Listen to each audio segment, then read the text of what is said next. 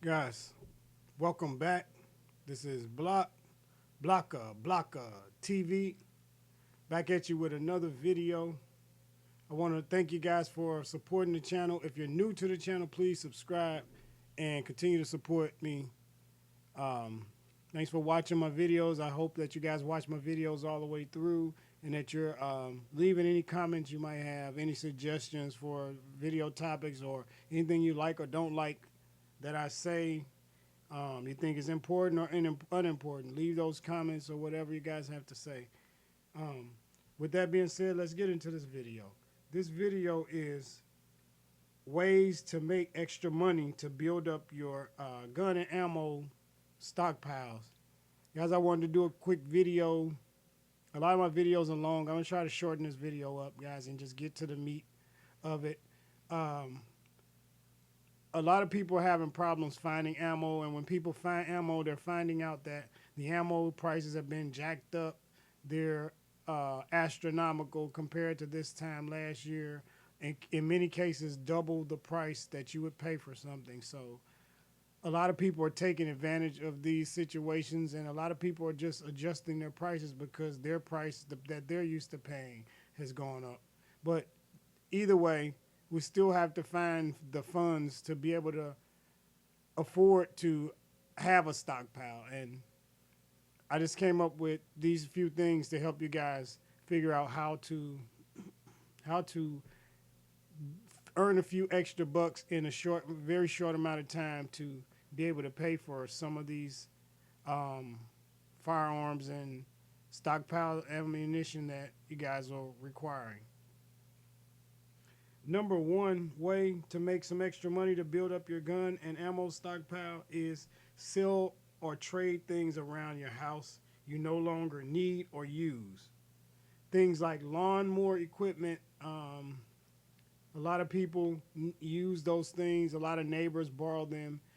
Instead of loaning it out, if you have an extra one, go ahead and try to sell one to your neighbor. Even if it's at a loss, if it's something that you're not going to use and you've used it a few times and you've gotten your money's worth out of it, then you're looking at making a nice chunk of money that could be used towards your ammo stockpile, guys. Next thing is electronics. A lot of people have laptops and smartphones, smartwatches, tablets, a lot of um, high end earphones and different things that you may have flat screen TVs that are no longer used. They're in the corner collecting dust. There are different things that other people, especially during these pandemics, a lot of people are looking for entertainment because they're bored out of their minds. So some people don't have the things that other people have. And if you can provide those people with those things, they'll be willing to part with their hard earned money for those items at discounted prices, and then you take that money and then you put that money into your 2020 ammo stockpile so that you can make it through these shortages and come out on the other side with enough of a supply to not have to worry when these disasters hit again.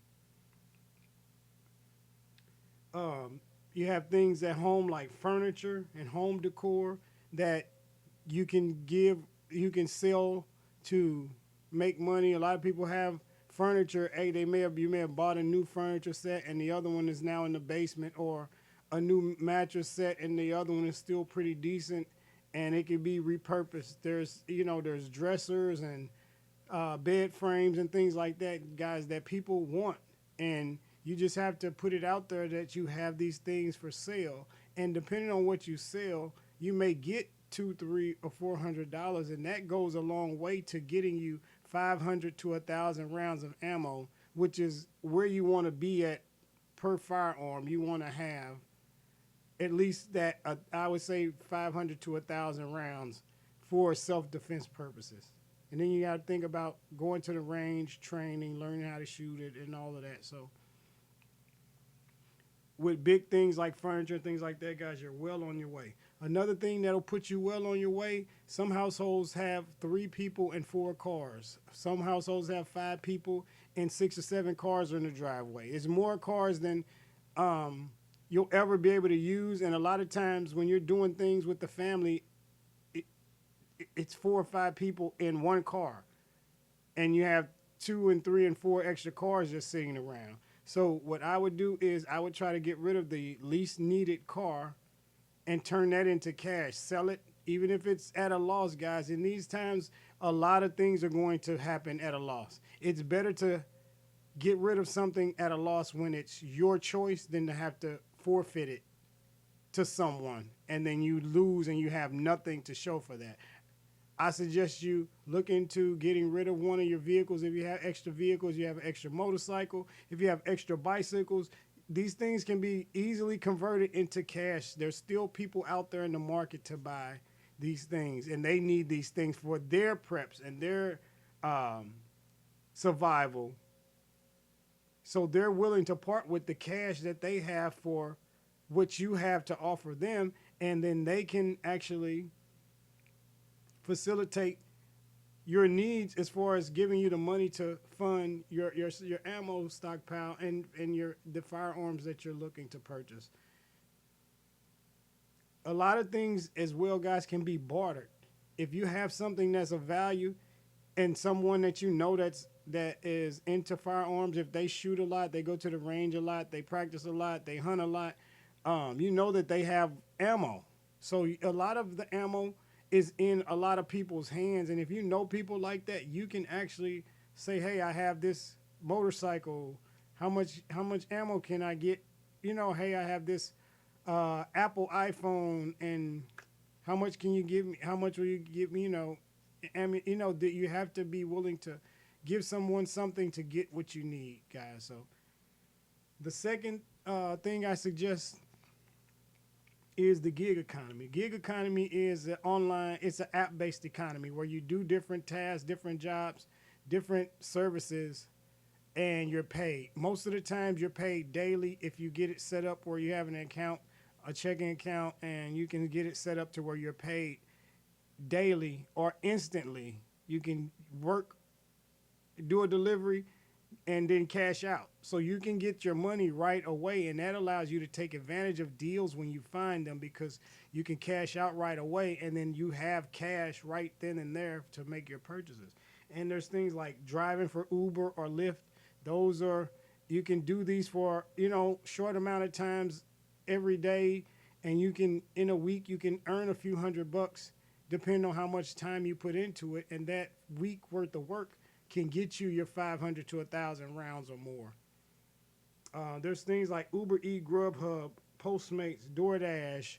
These are food delivery apps. And with that, you are not driving people around. You're just delivering people's food. You get a notification through your phone, and you go to the restaurant, pick up the order. The order most of the time is prepaid.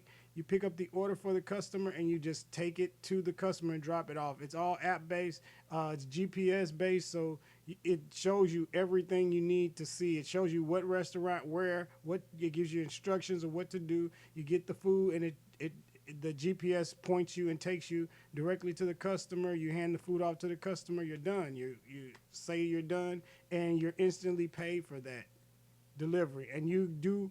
The more of these you do, the more money you can make. You can make $3, $5, $7, $15 per delivery, depending on which of these you work for. There's other ones like TaskRabbit, which is the one that's based off of you guys working. It's like handyman work. You're going to different people's houses and helping them do things like move stuff, move furniture around. Maybe have to take a mattress or something upstairs or bring it downstairs. Just different tasks that someone doesn't want to do themselves. They're paying people to do them. You have things like Instacart, which is a grocery shopping app, which is part of the gig economy where you go, you get the notification through your phone, you go to the grocery store, you pick out all the items on the list. It's just like you're shopping for yourself, but you're doing it for somebody else. And then once you're done, you take the delivery, you deliver the items to the customer, and then you're paid instantly. Another thing is Amazon Flex. Amazon Flex is just like UPS, post office delivery services, FedEx, but you're working for Amazon, delivering Amazon packages. And Depending on the deliveries, you can make 70 something to $125 for 3 or 4 hours worth of work, depending on the demand that's out there. But 3 hours of work, almost $100. I would say 70, 72, somewhere around that, $75. So you're basically at $25 an hour. So you can do that every day for a week in your spare time, and you're making a few $100s. Those few $100, you take that and you have your ammo stockpile. Uh, the number 3 thing, guys, is scrap metal. Scrap metal is everywhere. It's everywhere. It's in your house. It's in your neighbor's house. It's in your mom's house. It's in your brother, sister, cousin. It's in everybody's home. Everybody has scrap metal that they don't want or they don't use. Some people will call you to come get their scrap metal. There's people throwing things away all day, every day. You can't have too much pride to dig in a garbage can. If you see a cord hanging out, there's probably some heavy electronic or appliance attached to that. These things make you money. You can make $50 to $100 in a matter of a few hours scrapping. And in some instances, if you know where to find a large amount of metal and the right amount of metals like coppers and brass and things and lead and things like that, you can make lots of money in a short amount of time. And if you did this like a few hours a day every day, it adds up. The gas that you spend to drive around is negligible compared to the money that you're making. You may make $20 the first day, and then you put all 20 of that the next morning in, or the next day you go out, you put all of that in the tank, and now everything that you do from that day or the next 2 or 3 days, you're still using that same gas to drive around and find different things, and everything you accumulate. Now you're starting to stack up your money. If you do this for a week or two, you'll be able to have enough money to get you 500, 1,000, 2,000 rounds with no problem. Let's see. The next thing is reselling. Reselling is where you find something used, new, in between, vintage, whatever, and you resell it. You're buying low, selling high. There's places like eBay, Amazon, Craigslist, Facebook, Marketplace, Let Go, OfferUp. There's tons of the places you can go and sell your items online. There's some offline like Craigslist. You can just deal with people through the phone and call them and make deals with them. If there's items that you know, like if you have a hobby and you know, if you're into let's say golf clubs, and you know that there's this certain Palmer golf club that is worth a ton of money, but somebody's just almost giving it away, you find deals like that and you get those items because you know the value. They may not know the value, and you get that item and you turn around and sell that item. You're making that extra in between, and you do that a few times. You find items always. When you're at Walmart, there's clearance items. When you're at the grocery store, there's clearance item, food and everything that is on clearance that you would buy, someone else would buy. So all the things that you find used at the Goodwill and things like that that you would purchase, other people would purchase. There are people in this same community who love firearms, who fund their hobby and their competitions and different things. They fund their 2A exercises through reselling. There's tons of people that do that. They resell, and a lot of them resell for a living, and then they get to play off of the money that they make, just finding things cheap and reselling them. So guys, reselling was my number 4, and it's a real lucrative thing, and you can, short amount of time, make a lot of money depending on what you get your hands on. And the last thing that I recommend that you do to make extra money to build up your gun and ammo stockpiles, guys, is fix things. Being a handyman, fixing things for people. You can change flat tires, Replace car batteries for people. Women are always in need of a lot of these things. Oil changes, brakes, car wash their cars. At work. There's tons of, especially, and I say women because a lot of men like to get dirty. A lot of women don't like to get under cars and do things. So I say when it comes to vehicles and stuff like and repairs and things, a lot of women are not into doing it. They're feminine. They're not into doing this. So things like there's a lot of women at work. There's a lot of women in your family. Let them know, like, hey, if you know anybody need any little car repairs, if you got something wrong with your car, like I don't charge that much, and you just put the word around. You put the word around to your family. I'm looking to do this, do that. I can do this for you. I can change your oil.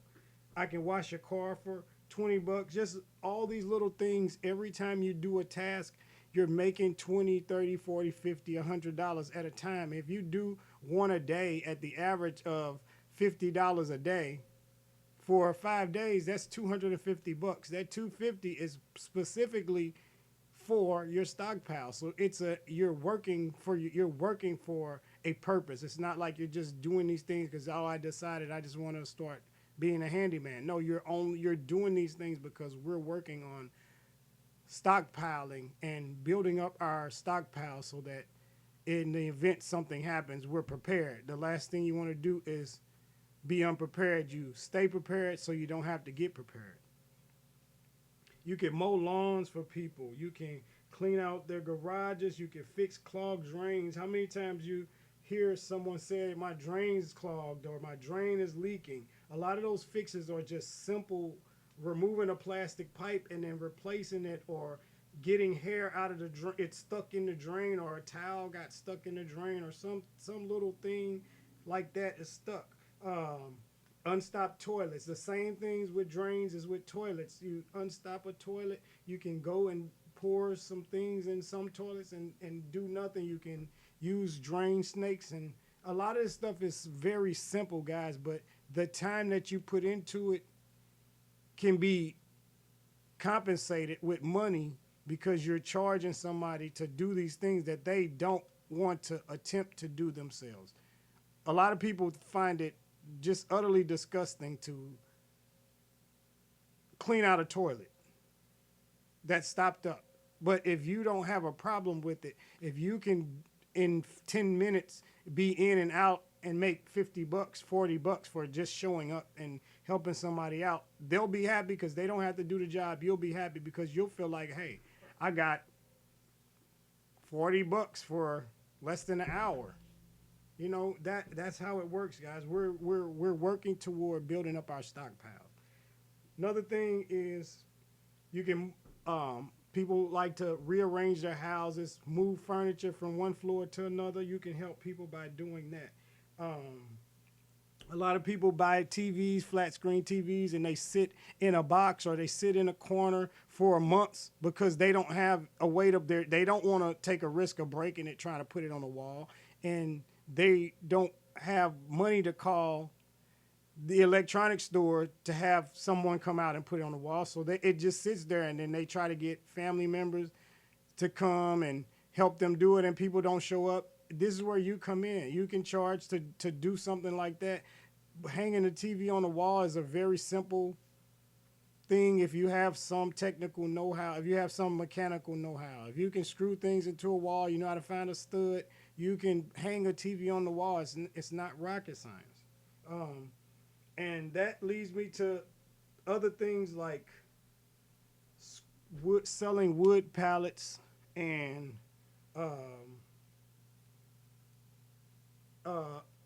people sell earthworms. Guys, you would be amazed at the amount of money that people make yearly selling wood pallets, like wood shipping pallets and earthworms.